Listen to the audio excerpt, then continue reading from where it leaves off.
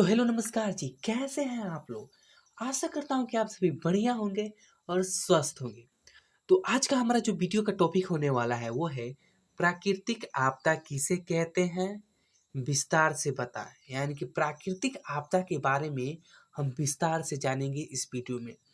आपको बता दें कि इससे पहले आपदा के बारे में एक वीडियो बन चुकी है जो हमारे चैनल पे पहले से उपलब्ध है। उसके जो है आपदा के बारे में बताया गया है और आपदा के कितने प्रकार होते हैं उसके बारे में बताया गया है।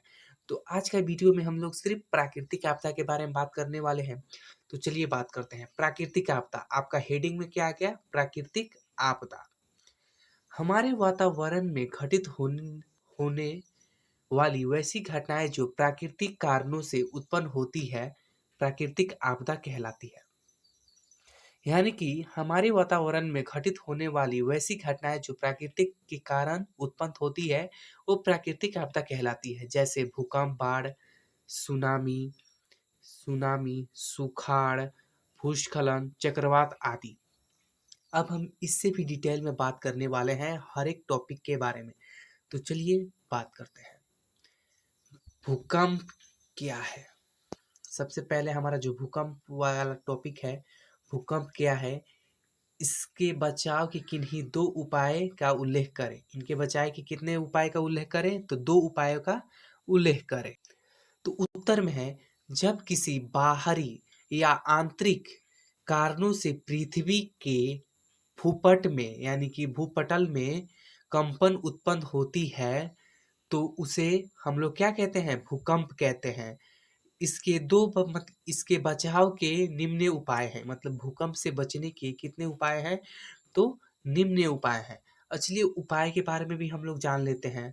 तो यहाँ पर दो उपाय दिया गया है। पहला है कि भूकंप रोधी मकानों का निर्माण करना, यानी कि भूकंप रोधी यानी कि वैसे मकान का निर्माण करना जो कितने भी भारी भूकंप आए उसको आराम से झेल ले। जैसे कि बुर्ज खलीफा हो गया, इस सब जो क्या है, ये लोग आराम से भूकंप को झेल सकते हैं। और आपका हमारे इंडिया में ही है ताजमहल। ये भी जो है वो कितने सालों से जो है भूकंप को झेलते आ रहा है। तो ये एक भूकंप रोधी मकान हो गया।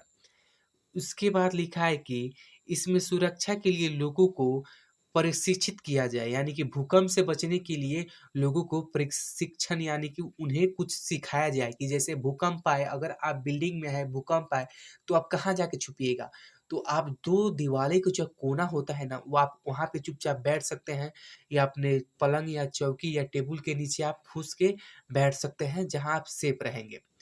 उसके बाद आ जाता है हमारे पास सुनामी। सुनामी किसे कहते हैं और इससे बचने का उपाय बताएं।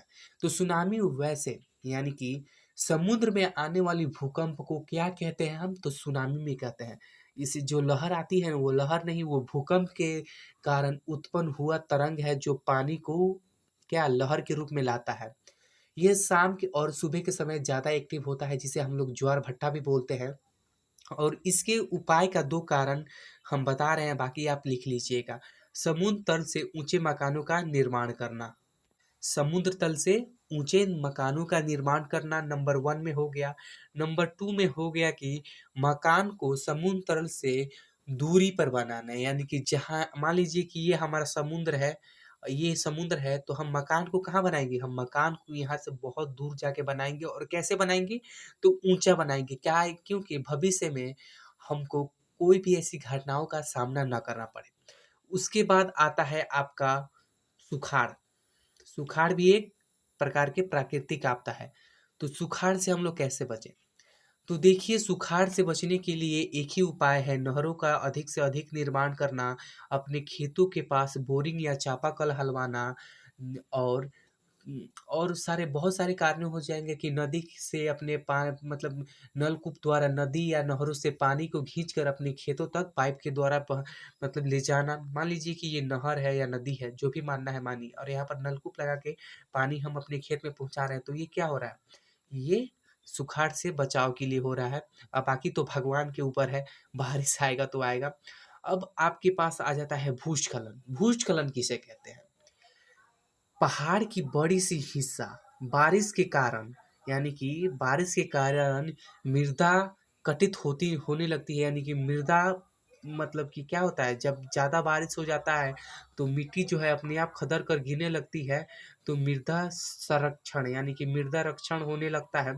तो वो जो भूस्खलन होता है वो मतलब रोडों पर या बड़े-बड़े पहाड़ियों इलाकों में ही भूस्खलन होता है। अगर हमारे यहाँ कोई शहर में है और वहाँ पे भूस्खलन कभी होगा जी? कभी नहीं होगा। चाहे मान लीजिए कि हमारे बिहार में ही कहीं पे समुद्र नहीं है, तो क्या हमारे बिहार में कभी सुनामी आएगा? कभी नहीं आएगा। तो ये तो हो गया भूस्खलन, सुनामी। आपने सभी घटना प्राकृतिक घटनाओं के बारे में तो आपने जान ही लिया होगा। आई होप कि ये वीडियो आपको अच्छा लगा होगा, और अच्छा लगा होगा तो वीडियो को लाइक कीजिएगा और चैनल को सब्सक्राइब कीजिएगा। मिलते हैं ऐसे ही एक और वीडियो के साथ, तब तक के लिए जय हिंद, जय भारत। और आपको एक बात बता दें कि अगर आप हमारे वीडियो पर कोई भी मैसेज करते हैं 9 पीएम, तो हम आपको लाइव जवाब दे सकते हैं, क्योंकि 9 से साढ़े 9 के बीच में हम अपने चैनल पे ही जितना समय व्यतीत करते हैं, आधा घंटा, हम अपने चैनल पे ही अपना समय व्यतीत करते हैं। अगर आप इस समय अगर हमारे चैनल को सब्सक्राइब करते हैं या कोई भी प्रश्न हमसे पूछते हैं हमारे यूट्यूब चैनल के माध्यम से, तो हम आपको रिप्लाई ज़रूर करेंगे। तो जय हिंद, जय भारत।